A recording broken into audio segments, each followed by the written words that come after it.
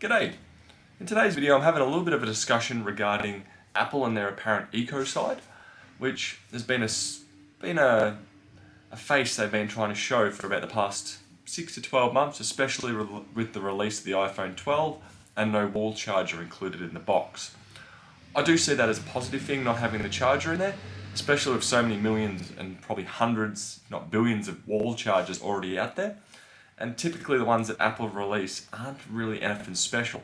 Yes, they do help prolong the life of the battery, being they aren't quick charge, but they're almost to the point that they're just simply common. That's the fact.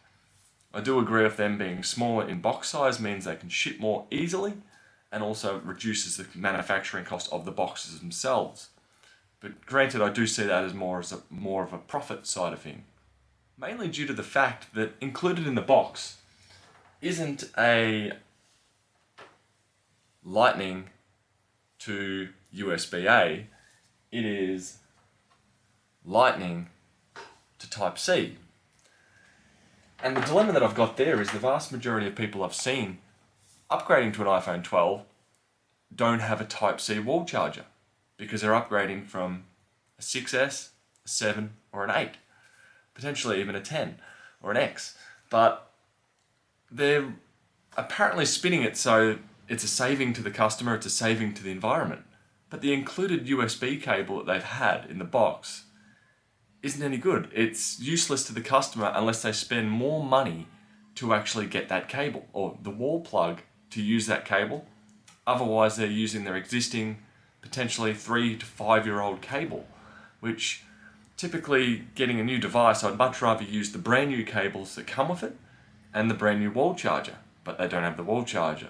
So what are they got to do? They either got to reuse the existing cables that they have and the wall charger, or to use the new cable that came with their brand new phone, they have to now go out and spend a further 40, 50 Australian dollars to be able to actually get it. And furthermore, to the repair side of things, the iPhone 12s are now coming out with serialized parts, which basically means if you swap genuine parts with genuine parts and it hasn't gone through Apple, those parts will be incompatible. Think of it this way. Let's say you've got your 2010 car, your battery has failed, your brake pads need replacing, and you've cracked your windscreen. You have to go back to the dealer to get any of that replaced.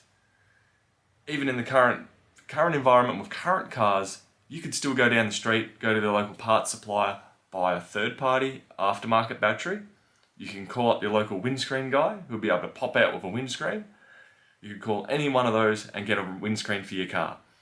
You could also, with the brake pads are for safety. They stop a 1 ton plus vehicle from going forward. Yet there is aftermarket brake pad manufacturers that won't make your warranty invalid that you could put on your vehicle.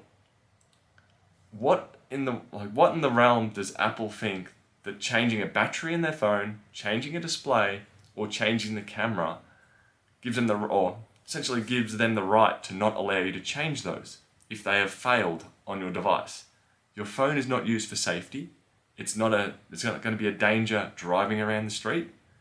A broken screen, an aftermarket screen, they're both going to do the same thing, or so they should.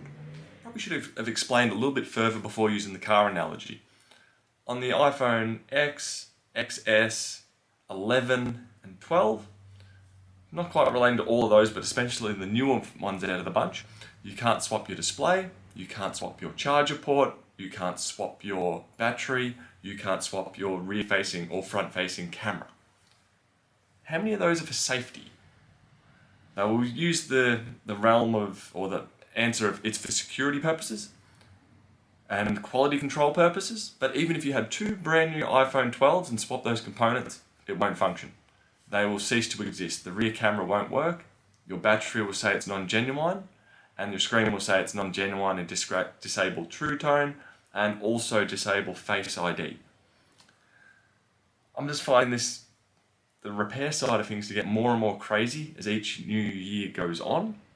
And also, they seem to be retroactively also disabling stuff with iOS updates. The biggest one that comes to mind was error 53, I believe it was, with the iPhone 5S.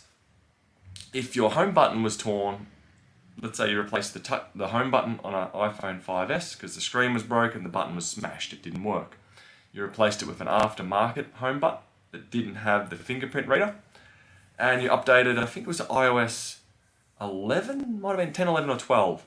You done that update to that over-the-air update, your phone would brick itself. If you tried to restore it, it would come up with error 53, and this was for security reasons. And that was an update that was retroactively put onto it. So you could have had that repair done 6-12 months prior to doing this update.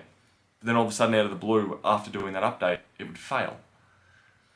I find that nowadays, even though it doesn't matter how much you spend on the device, the larger manufacturers, you're essentially leasing the device from them.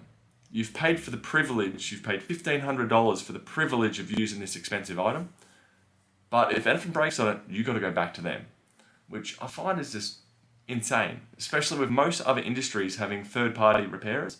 Used cars, it's another huge industry. It involves safety, airbags, brakes, potentially fuel issues, fire, whatever.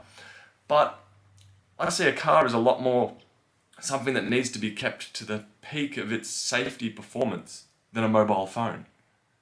Most people don't give a crap if their rear camera stops working, they replace it, and they say, essentially, if they said, oh, it's for security reasons, what a load of crap. It's a camera, it should point, it should shoot. It's a battery. It should charge, it should deplete. Yes, there are various other companies that may make poor quality batteries or knockoffs. That's the same with any industry. Typically, people would steer clear from them once they're known.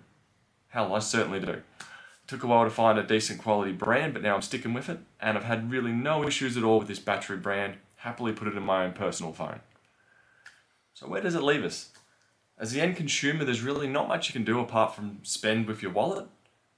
But if anything of 2021, the tech industry, people are more than happy to pay more than retail price, especially with the current shortages that have been happening with graphics cards, video game consoles, etc. There's really not much you can do. People are still going to buy it. Typically, I try to avoid brands that don't have a good repair policy. Even the account side of things with Apple, trying to retrieve your Apple ID through them without a phone number, or even some people I've been hearing stories of people with the receipt for their device, and Apple's still not really wanting to give them to unlock their locked iPhone that they'd forgotten their password on. They've reset the phone, it's now asking for an Apple ID. They don't remember their password for that Apple ID, and Apple are essentially refusing to help them. Thank you for spending $1,500 with us buying an iPhone 12. Can't remember those details? Sorry, it's no good. Can't help you there. Our hands are tied. What an absolute joke. Third-party repair definitely needs to exist. You can't always send in a device. You can't send in a device and get your data back. Oh wait, your phone doesn't charge anymore. It just simply needs a charger port. Send it to the original manufacturer. Oh, well, we do need to wipe your phone for privacy reasons. What reasons? If you don't trust your own employees to do a quality repair on your device without looking at your customers' data or stealing your customers' data, why are they working for you? Anyway, I'll leave it with that. What a crazy world we live in. Bye.